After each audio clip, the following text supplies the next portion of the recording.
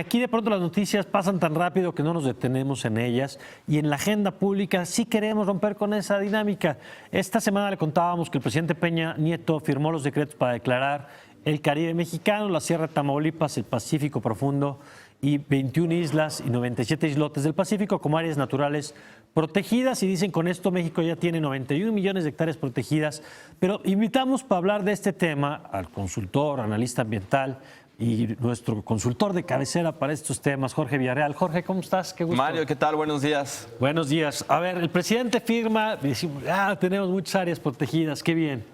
¿Qué significa eso? Porque lo platicábamos antes de entrar al aire, de pronto en México en el papel somos el país que combate la corrupción, protegemos los derechos humanos y protegemos el medio ambiente, pero luego en los hechos no necesariamente es igual. ¿Qué implica la firma y por qué es bueno, pero qué tendría que acompañar esa firma? Es bueno porque con este anuncio se amplían a 65 millones de hectáreas para tener ya cerca del 14% del territorio nacional protegido, sí, en el marco de las áreas naturales protegidas, de la figura legal. Con ello, México se acerca al cumplimiento de la meta que comprometió en el marco de la Convención por la Diversidad Biológica, sí, que se realiza actualmente la COP, la Conferencia de las Partes en Cancún, comprometió al 2020 una meta del 17%. O sea, para el 2020 el 17% tiene que estar protegido. Sí. Ahora con este anuncio estamos en el 14%. Ahí vamos. ¿Qué quiere decir decretar un área protegida? Porque, permíteme que sea tan simplón, es que pones un tipo de mecanismo de protección, desde vigilancia, para que no haya desarrollos, para que no haya invasión en territorio que no debe. ¿Qué significa, digamos, proteger un área? Proteger un área desde el marco de las áreas naturales protegidas le otorga a ese territorio en particular una serie de condiciones jurídicas, de condiciones legales y administrativas para evitar justamente presiones que dañen los ecosistemas, la flora y la fauna. O sea, lo que establece es qué se puede y qué no se puede hacer en ese lugar, correcto. Por ejemplo. Sin embargo, este componente solamente atiende uno de los 4 componentes centrales para la protección de la diversidad, de acuerdo a lo establecido por la Convención por la Diversidad Biológica. Son 4 componentes que hay que tener en cuenta. La primera de ellas es transversalizar o colocar en la agenda social, institucional, política, el tema de la biodiversidad. Sí. Eso es central. 2, resguardar las áreas, como este anuncio que acaba de hacer el presidente. 3, reducir las presiones directas que atentan sobre la biodiversidad. Y esto es un componente central. Y finalmente, aumentar los beneficios sociales, que es ya completamente vinculado en la agenda de la biodiversidad climática. Bueno, que el tema de los beneficios sociales es porque hay veces que hay comunidades que viven de explotar un lugar, que de pronto le pones restricciones, y entonces, claro, esas personas quedan en una situación donde o a ver cómo sobreviven o terminan violando la ley por necesidad.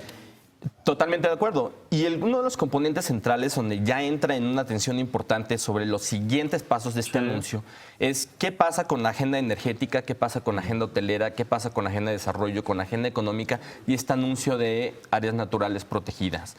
En los últimos años hemos visto justo las tensiones en materia del desarrollo de la industria hotelera en toda la zona de los manglares en Cancún, los permisos otorgados de forma...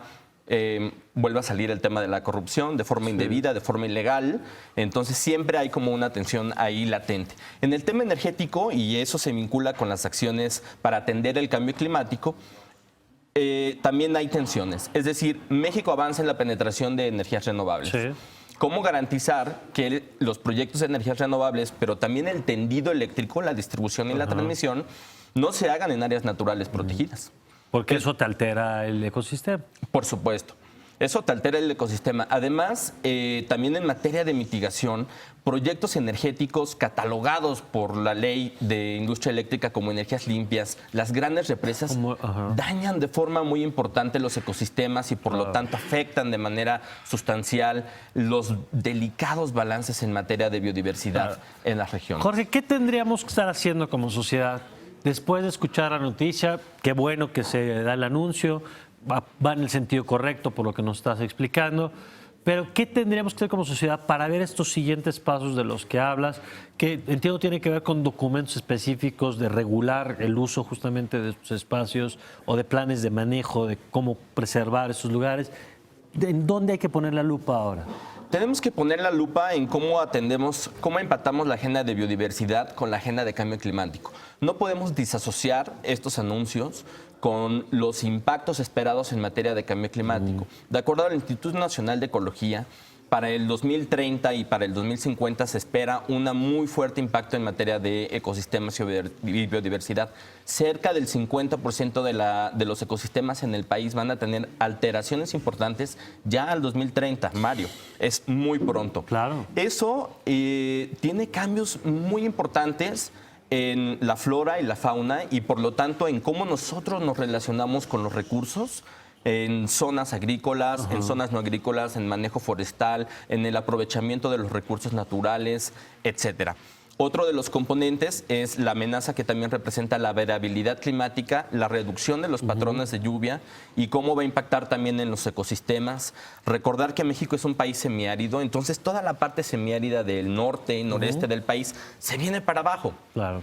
¿Cómo va a empatar justo esta agenda de cambio climático con estos anuncios en materia de biodiversidad? Es uno de los pendientes y aquí Semarnat tiene que ser muy estricta en las regulaciones adecuadas. En materia energética tiene muchos pendientes derivados de la Ley de Transición Energética, la metodología para contabilizar externalidades que deben de contener no solamente las emisiones de carbono, los impactos a la salud, sino también el impacto en la diversidad y en los ecosistemas. Claro.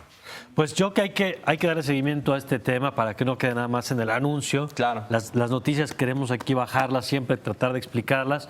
Y te pido pues que sigas siendo nuestros ojos y nuestros oídos en estos temas. Un gusto, Mario. Y a ver si muy pronto, a ver si la próxima semana, platicamos también de los nombramientos de Trump, de algunos colaboradores clave y lo que eso puede tener para la política de Estados Unidos y los efectos para el planeta de la política ambiental de Trump, ¿no? Una historia trágica, pero que hay luz al final del camino. Bueno, pues ojalá, me quedo con eso. Gracias, Jorge. Gracias a ti. Gracias. Bueno, pues ahí está la información.